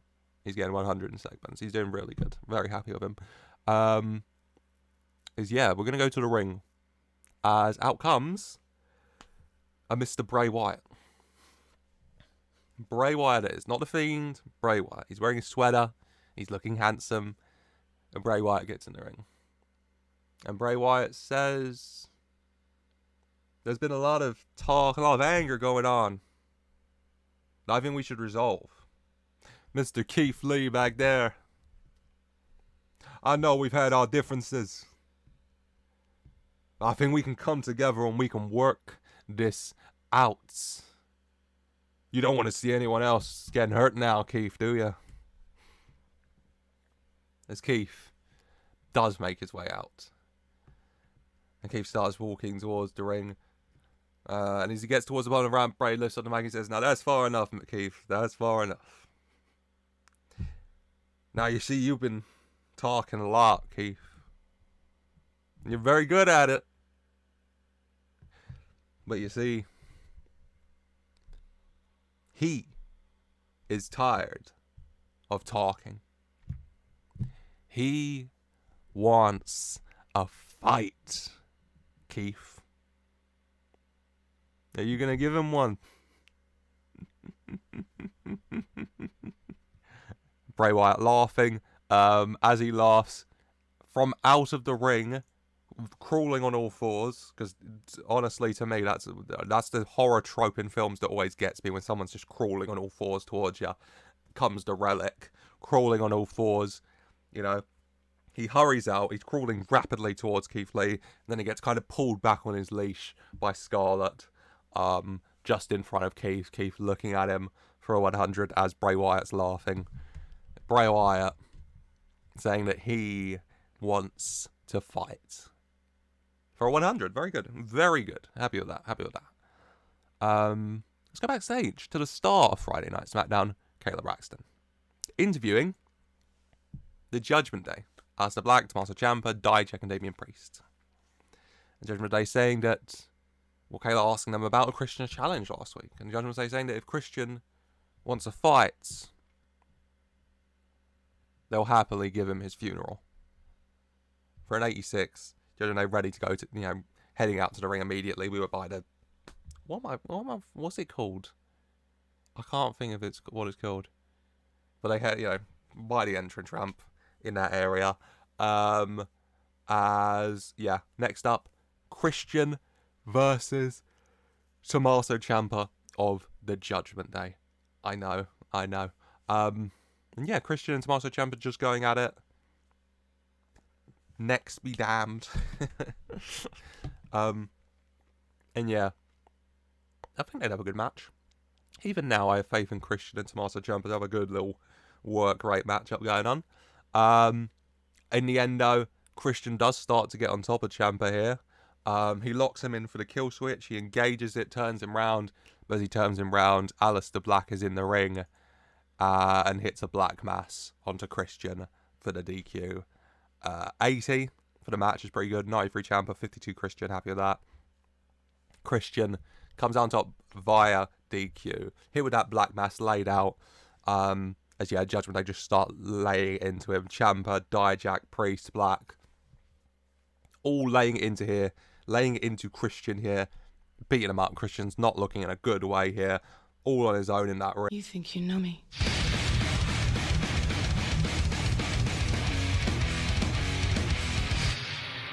On this day, I see clearly everything is come to. When yes, the music hits and out comes Edge.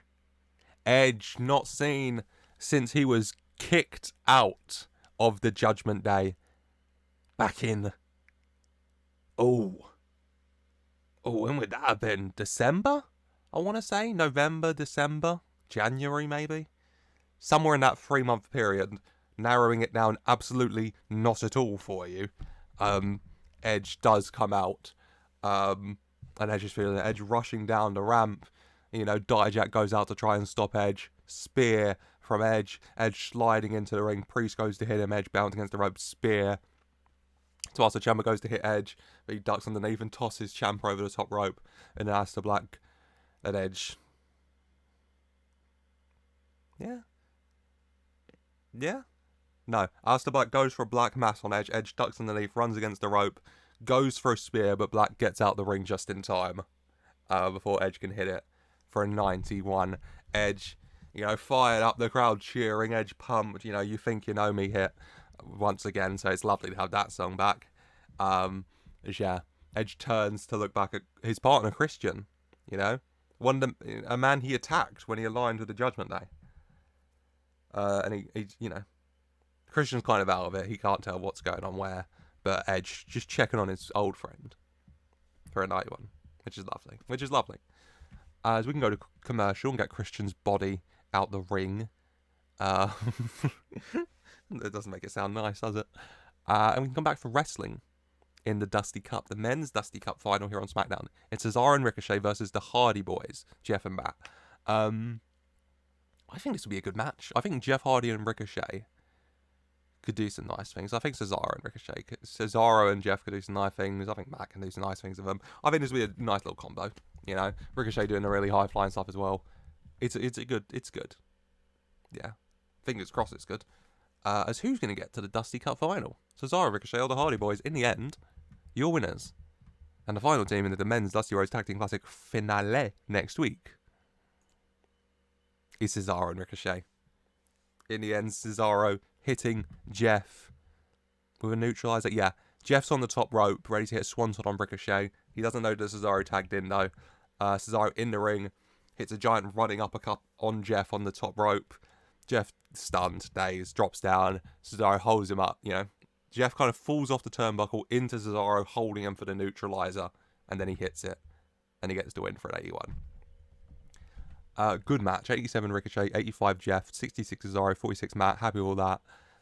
Cesaro and Ricochet booked their spots. And the men's Dusty Rhodes Tag Team Classic final is the Outlaws, Hangman Adam Page and El Bandido, taking on, we don't know from NXT because that match ended in the no contest attack from Legado.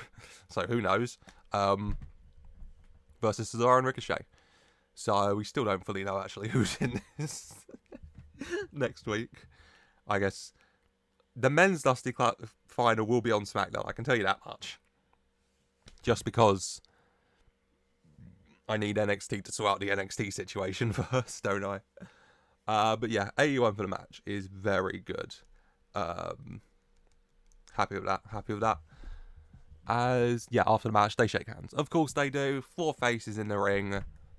No beef here. They all shake hands. Jeff and Matt raise Cesaro and Ricochet's arms. Lovely moment, you know.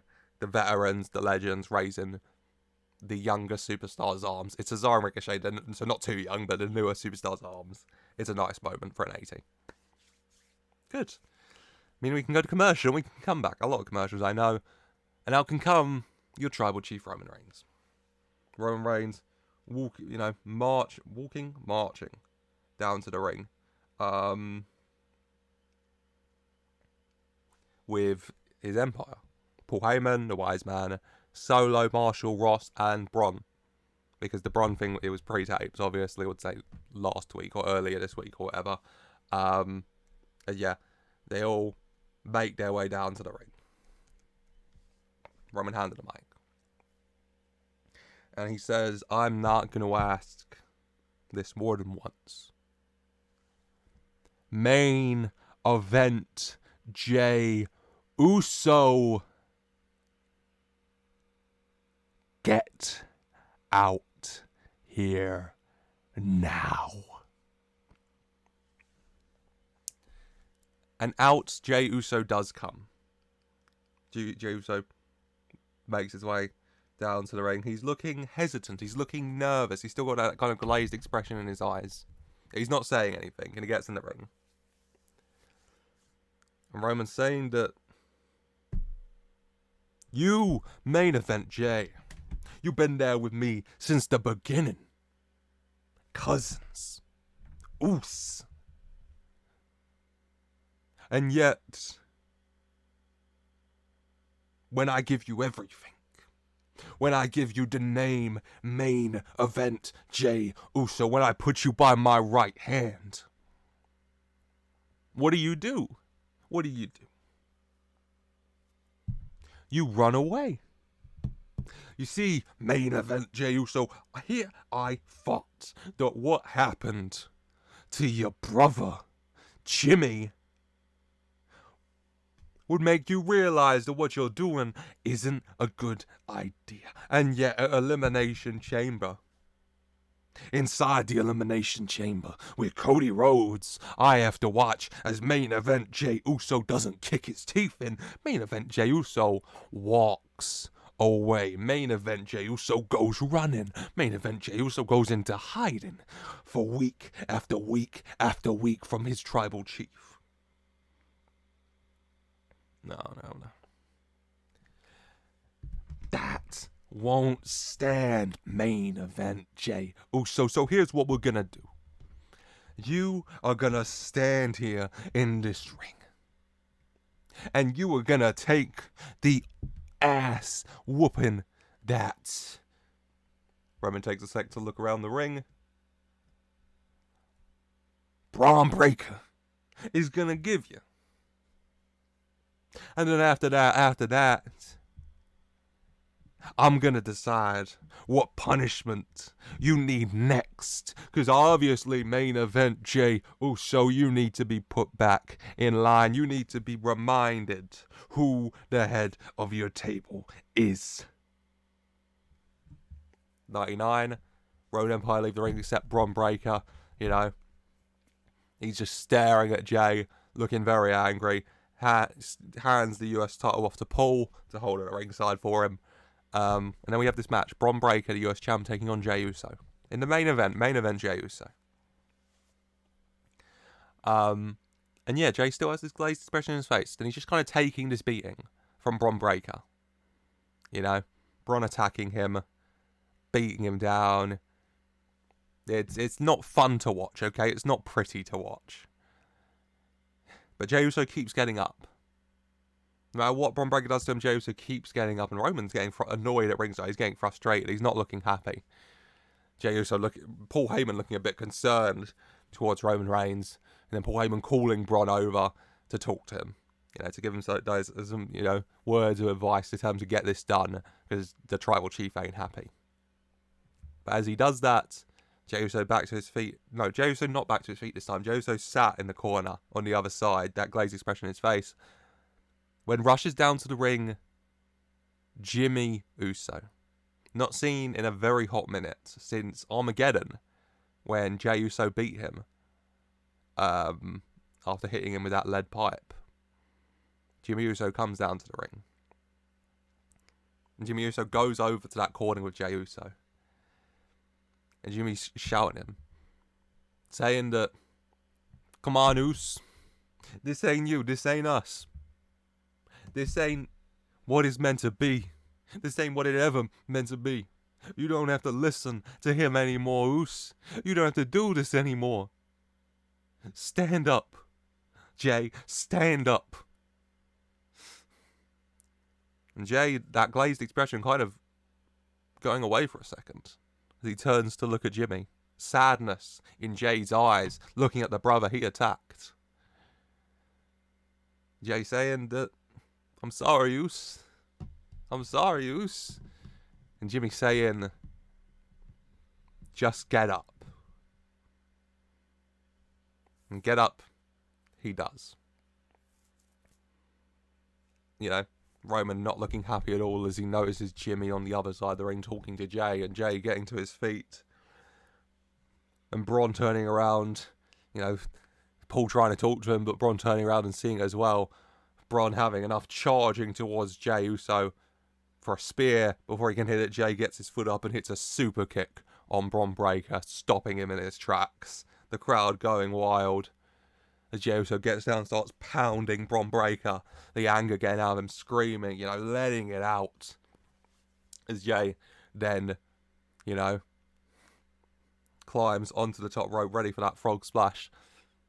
When at the other side of the ring, he notices as Solo, Marshall, and Ross charge into Jimmy. Jimmy trying to hold them up, but they're beating Jimmy down. Jay, too stunned to act. Okay, he's caught off guard here. And then Jay turns to look down at Roman Reigns, who's looking at the chaos on the other side of the ring, but then looks up at Jay. And then Jay climbs off the turnbuckle and gets out the ring and gets right into Roman's face. And Roman just looking at him. No words exchanged, okay? It's all in the eyes here. It's a hell of an eye performance between Jay and Roman. They're just staring at each other. And then Jay turns and he slides back into the ring when he's caught by a spear by Braun Breaker. And then Braun Breaker lifts him up. Military press power slam. 1, 2, 3. 77 for the match. Very good match. It's less about the rating, more about the kind of general story around the match, obviously. I've talked about it for like 4 minutes, so I'd hope so. 78J, 76J, 75 Braun. Very evenly matched. Yeah. Happy with that, yeah. Jimmy returns. Jay kind of snapping out this glazed state he's been on and giving it to Braun, giving it to disobeying Roman Reigns, his tribal chief here, but defeated. As Roman gets in the ring, handing his title off to Paul holding the US and Universal title, Roman telling him to get Jimmy in the ring. And yeah, Jimmy and Jay both being beat down on in the ring by the Roman Empire, Roman in the corner, and Roman having enough and telling to get them both up. And they do, they hold them both up, hold them together. Jimmy and Jay by each other's side here, side by side, the brothers, both kind of out of it, but still being held up by the Von Erichs, by Solo. Yeah, Roman in the corner. Ooh, ah.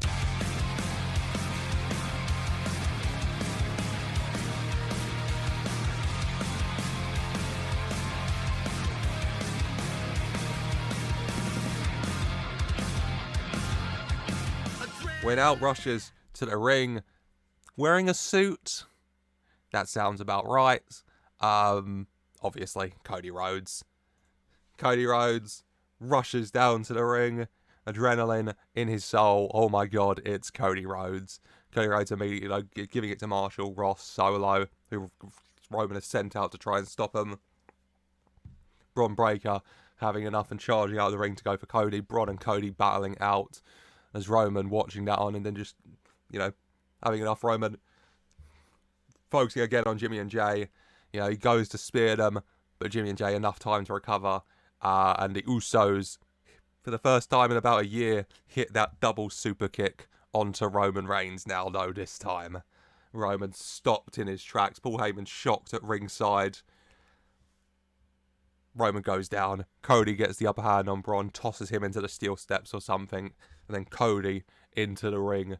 And then for the 100, that is how Smackdown is going to end. The Roman Empire beat down at ringside, honestly.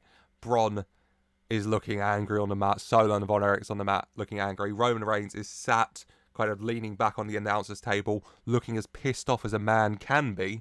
Paul Heyman by his side looking incredibly concerned about the fact Roman Reigns is looking as pissed off as a man can be. And in the ring, it's Cody Rhodes, Jimmy, and Jay. Jimmy and Jay both kind of out of it still, but Cody Rhodes in the middle, all standing tall. And God, Roman doesn't look like he likes that for a 100. Really good show, I think. I'm very happy with this. Yeah, not 89. Very happy with that. A lot going on. Jesus. The return of Rusev. The return of Edge. Jimmy and Jay reunion. Cody making the save. Them standing tall against the Roman Empire. Jesus Christ, a lot has happened on the show, actually. We started with Rusev returning, and somehow stuff continued to happen that was wild. Edge back saving Christian, Jimmy and Jay reunion. Insane. God. What have happened? I don't know. You can decide if Jimmy and Jay hugged yet. They might have had that big hug moment like Sami and Kevin got. Might be next week, I don't know. For now, we'll say it happened. Unless I change my mind. But yeah, 89, good show. the road to WrestleMania heats up even more with another really good show, I think, here. I'm very happy with this one. As it does come to a close, and so does the episode. I hope you have enjoyed on this road to WrestleMania. We'll get there, I promise. At some point, I'm really gonna bang through episodes, probably post-Mania, to try and catch up, because I like to be generally around where real life is, and yet I'm recording a March calendar episode in May. That hurts. So I hope you have enjoyed. If you have, please do leave a like and subscribe for more on the road to WrestleMania, because we're gonna get there. And yeah, as always, I just want to say a very special thank you for watching.